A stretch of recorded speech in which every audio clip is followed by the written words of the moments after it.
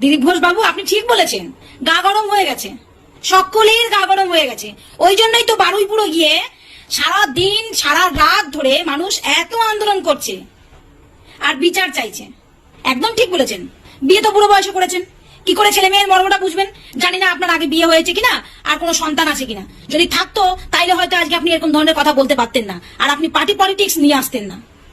আপনাদের মতো লোকেদের জন্যই আজকে কিন্তু ভারতবর্ষে কোথায় কি হচ্ছে তা আমার জানার দরকার নেই, পশ্চিমবাংলাটা অধঃপতনে যাচ্ছে আপনাদের মতো কিছু লোকের জন্যই। আজকে বলতে বাধ্য হলাম, আপনি হবেন হয়তো নেতা, বড় মানুষ, আমরা কিছুই না, আপনি মন করে যা খুশি তাই করতেই পারেন, তবুও আজকে আপনার এই কথার জন্য কথাটা বাধ্য হলাম বলতে।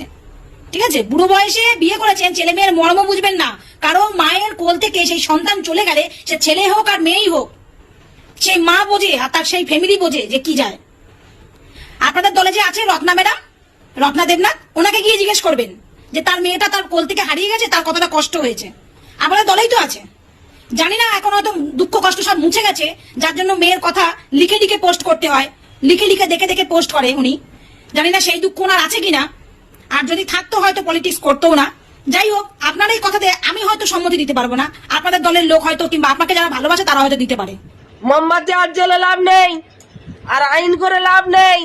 আইন যা করেছে আইন ভুলে যাও, আইন করবে না, একদম একদম আইন করবে না।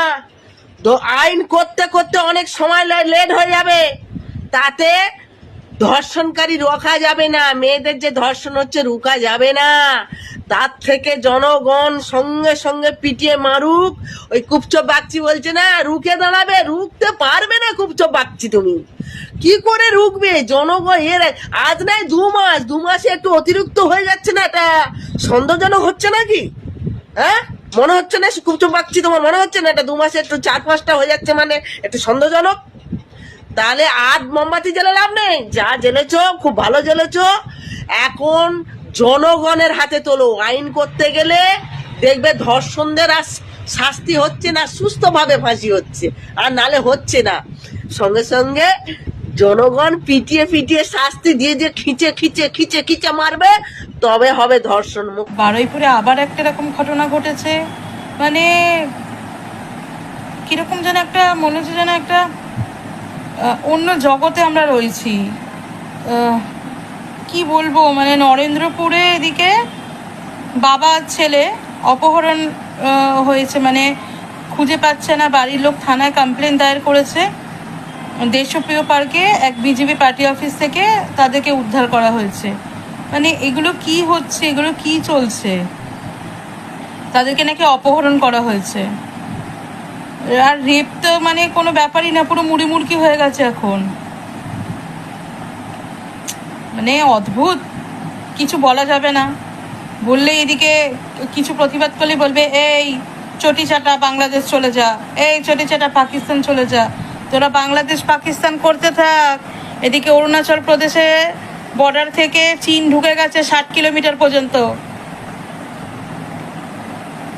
কোথায় ফেকুজি কিছু বলছে না এই নিয়ে, গৃহমন্ত্রীরও কোনো উচ্চ বাচ্চা নেই। চীন ঢুকে গেছে এদিকে 60 কিলোমিটার, এদিকে বাংলাদেশের বর্ডার এখানে বাড়াচ্ছে, লেন্থ বাড়াচ্ছে। আগে 15 ছিল, সেটা 50 করেছে।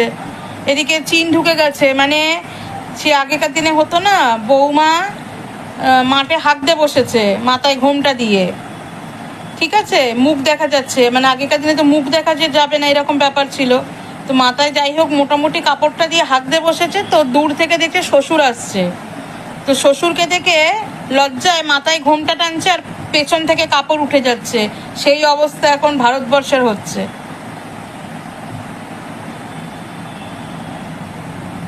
কি অবস্থা চলছে! রেপ তো রেপ, ফোন খুললেই নিউজ যা দেখছি, ব্লগাররা যা দিচ্ছে। আর আমাদের গডি মিডিয়াদের তো কোনো কথাই নেই। বাংলার না হচ্ছে কি নাম ওর, ময়ূকের এখন মুখ বন্ধ হয়ে গেছে। এবিপিতে তো কোনো খবরই নেই। ঘন্টাখানেক সঙ্গে সুমন হবে না?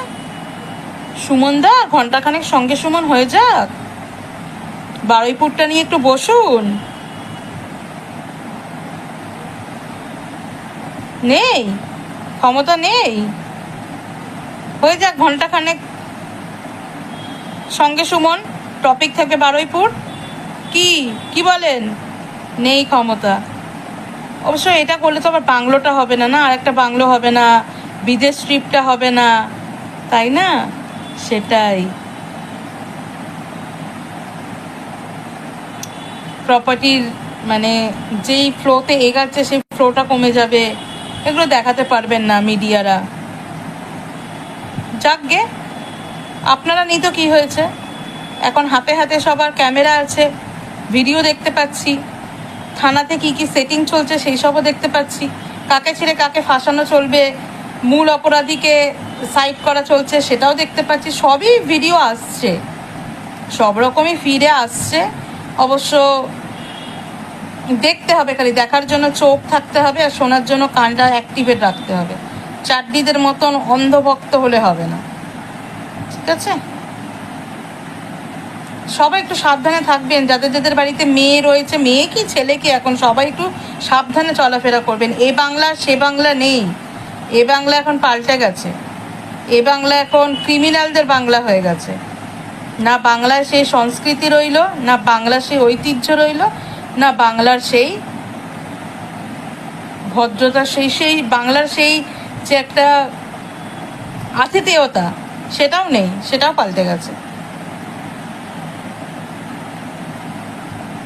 ভয়, এখনকারই ভয় কাজ করছে, যেটা বলেছিল না যে ভয় আউট ভরসা ইন, এখন এটা পুরোপুরি বোঝা যাচ্ছে যে ভয় ইন আর ভরসা আউট।